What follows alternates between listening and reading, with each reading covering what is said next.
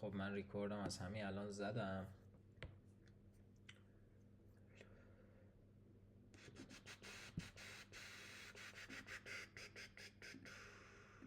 جالب.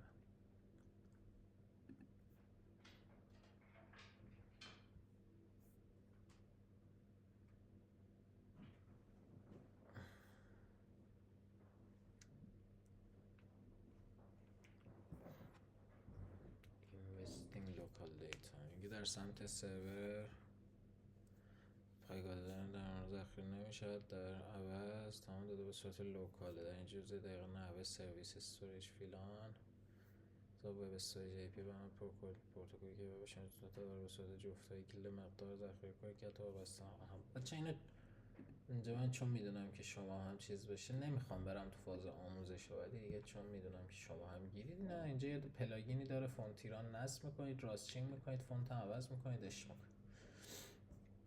میگه از اونجایی که لوکال استوریج فقط رشته استرینگ قبول میکنه، اپلیکیشن عرضه رو تایید میکنه، ذخیره فلان فلان کلیدهای اصلی در دیتابیس محلی، روش ها سرعت بالا چون داده روی هارد دیسک سیستم خودتون است، دسترسی به آنها آنی است، حریم خصوصی، عدم نیاز به لاگین، وابستگی به دستگاه، کش پاک کنید پاک میشه. خب الان ازش میپرسم الان در فضای همین گوگل AI استودیو من چطور میتونم دیتابیس داشته باشم؟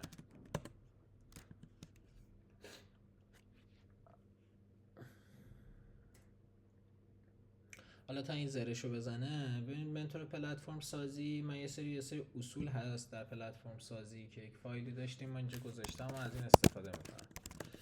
بهش میگم ببین من یک AI تراپیست اپ دارم که میخوام باهاش مشکل گلوگاه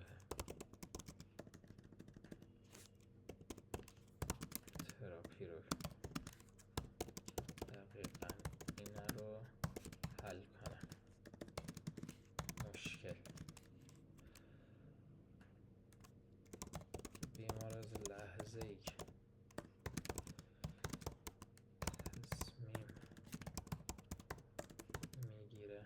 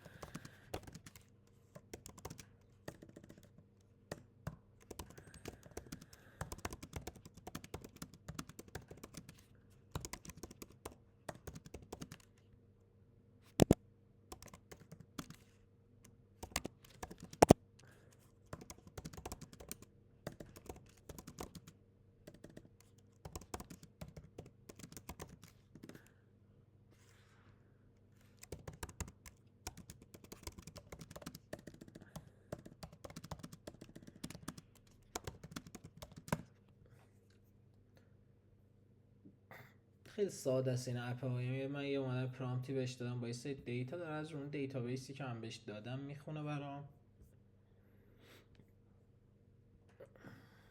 و شروع میکنه به آنالیز کردن.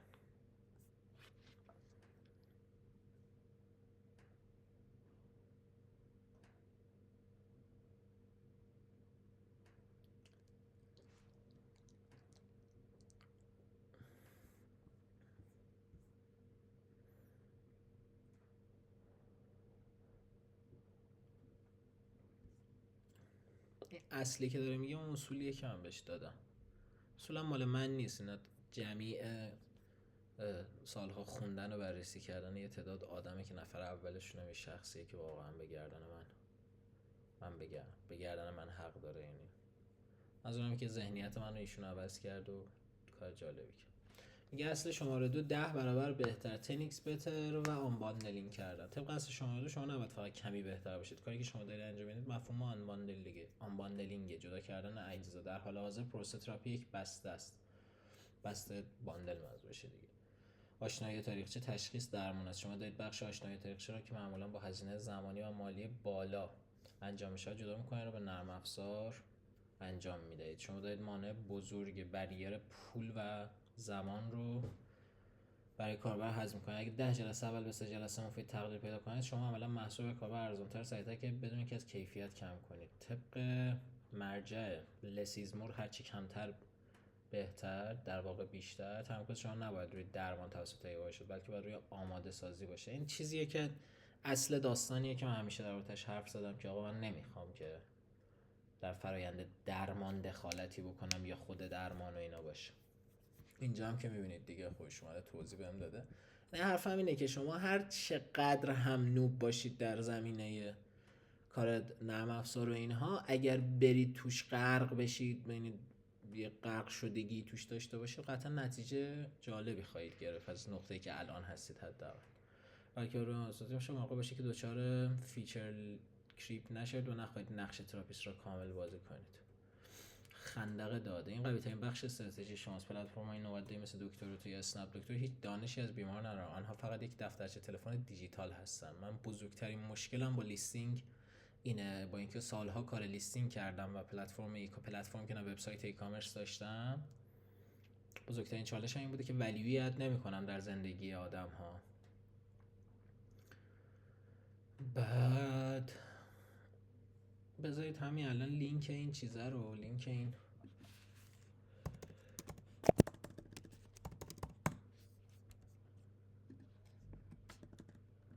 کیکو همین الان لایویم بدم به چیز request block security policy reference. چرا باید منو بلاک کنه؟ در کل الان ما لایویم. اینجا تلگرام قشنگ رو باز میکنیم و از اونجایی که اینجا دیگه زندگی شخصیمه،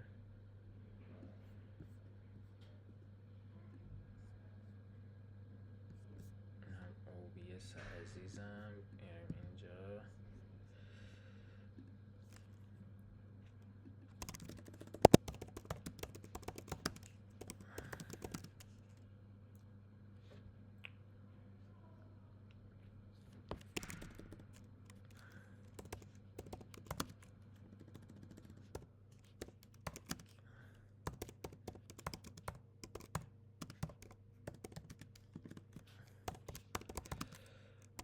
این شیت براتون جالب خواهد بود.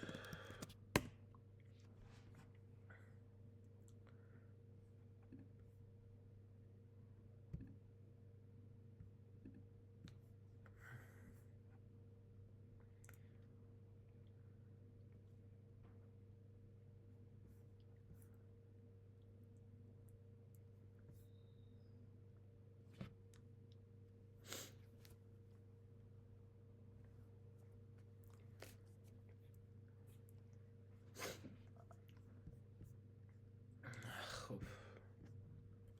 جالبه. خاطر چرا این الان داره اینجوری میکنه؟ چون ما داریم در ایران زندگی میکنیم. من 2 تا VPN زدم تا بتونم که به AI استودیو وصل بشم. بعد میگه اینجا چالش اصلی شماست. تراپیستا سمت عرضه به شدت روی ارتباط و صحت علمی حساس هستند. اگر دیتایی که AI شما جمع میکند غیر قابل اعتماد و یا سوگیرانه باشد، تراپیست آن را رد میکنه، پلتفرم شما شکست میخوره. شما باید مکانیزمی بسازید که تراپیست بتواند به یک پروفایل اعتماد کند. یعنی کیفیت خروجی AI شما باید با استاندارد سازی شود تا تراپیست با یک نگاه بدون نیاز خواندن 100 صفحه چت وضعیت رو درک کنه. شما نباید سعی کنید جایگزین تراپیست شوید، بلکه باید تکمیل کننده تراپیست شوید. این نکته خیلی مهمیه. وقتی که از دیده چیز به قضیه نگاه میکنی، پیتر تیل به قضیه نگاه میکنی، وقتی میری وارد یک رقابتی میشی و اون رقابت هم دریای خونینیه، مثل سایت های لیستینگ تراپیست، مثل تو ایران دکتر اسنپ، دکتر پذیرش 24 بلا بلا بلا بلا بلا، گیم متفاوتی خواهد شد. حالا شاید شما بگید آقا اینا رو که الان داری میگید مثلا میان ایده رو برمیدارن، نه اگر کسی میتونه بهتر از من ایده رو اجرا بکنه واقعا 10 از 10 و چه بهتر که اون بتونه تو مارکت بهتر از من کار بکنه. چرا من وقتی نمیتونم از اون بهتر باشم؟ حالا در نهایت این پروفایل باید به راحتی در اختیار تراپیست قرار گیره. قرار است پروفایل به صورت یک پی دی اف بده یا یک داشبورد برای تراپیست ها، که من هدفم اینه که داشبورد باشه واسه تراپیست ها. اگه داشبورد باشه، شما در حال خلق یک SaaS enabled marketplace هستید، یعنی اول ابزار پروفایل رو بساز میده، بعد بازار رو بس کردن به تراپیست رو میسازید، که من واقعا هدف اصلیم از همون اول این بوده. تشخیص شده یک ریسک وجود در اینجا بوده که مربوط به تراست در شماره 2. سوال من از شما این است: تراپیست ها معمولا به تشخیص های خارج از اتاق درمان بدبین هستند. not invented syndrome.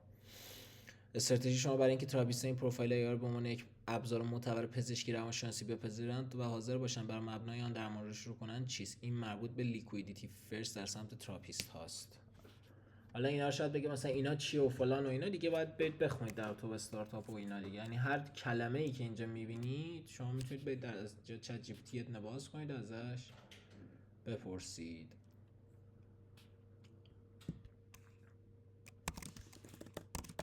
خب میگه که تراپیست معمولا تشخیص خارج از اتاق درمان خروجی های این اپ بر اساس خروجی های گزارشات اپ من بر اساس ساختار گزارشات روانشناسی خواهد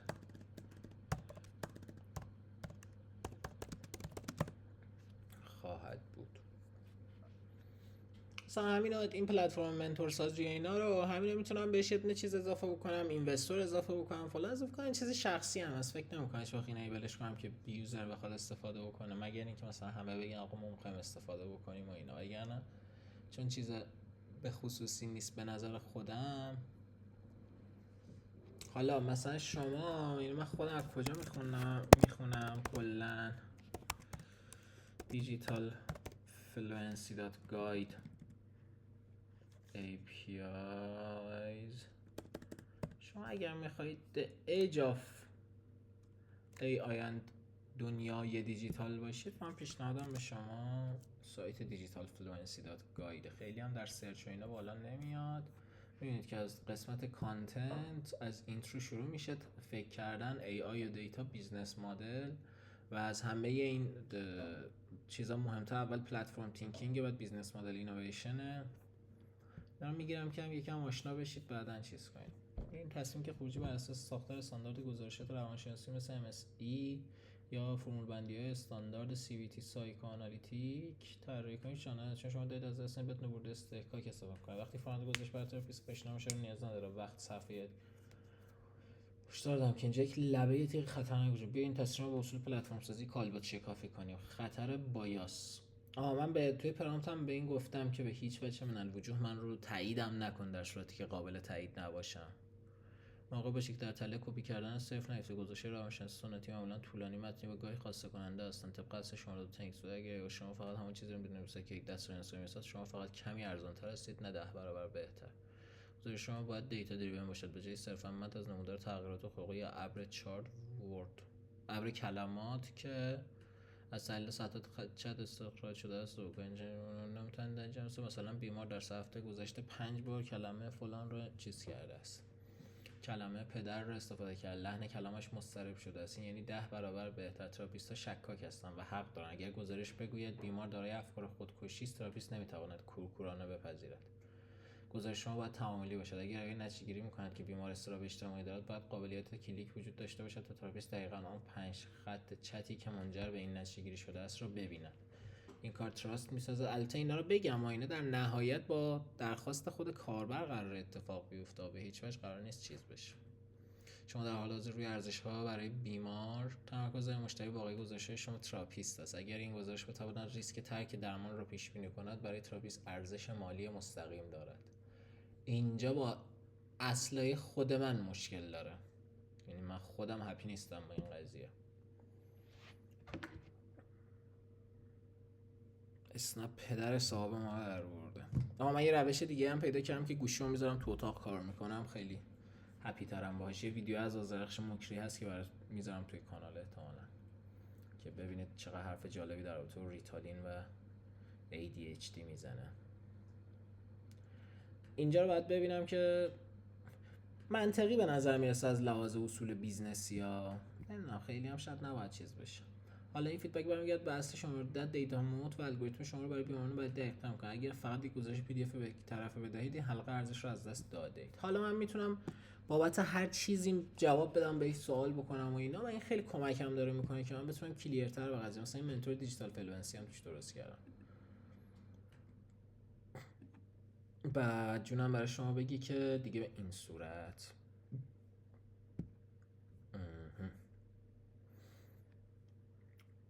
آره تفکر پلتفرمی به شکل قابل توجهی که اینجا شما میبینید که اکثر دیتا هم رایگان. read first chapter from pipe to platform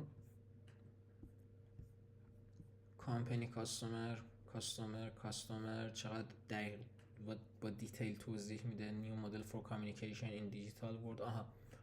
من چون اینا رو میدونم که قراره بپرسید و من واقعا حوصله تک به تک پاسخ دادن ندارم چون مدرس نیستم، اینجا میام میذارم رو پرشین، کم زمان میدم بهش تا خودش رو پیدا کنه که خودش رو پیدا نکرد. رید انگلیس پرشین معمولا چیز میکنه به خاطر وی پی ان همه اضافه کردن. راست چین اگر که دوست قشنگی همون بره روی فارسی به خاطر وی پی ان هم قطع کن درست میشه. خلاصه که این پلاگین اینجا خیلی بسیار کمک میکنه به شما که زندگیتون آسان تر بشه و میبینید منتال مدل فول ولیو، پایپ تینکینگ، پلتفرم تینکینگ. پایپ تینکینگ مثالش داره میگه سیلز فانل. پلتفرم تینکینگ مثالش اپ استور. به داستان اپ استور و شکل‌گیری اپ استور رو بخونید که چه اتفاقی رقم زده و الان میفهمید که چرا چت جی پی تی رفته سراغ اپ استور زدن. حالا فعلا این بسته تا من ویدیوهای بعدی رو بذارم دیگه.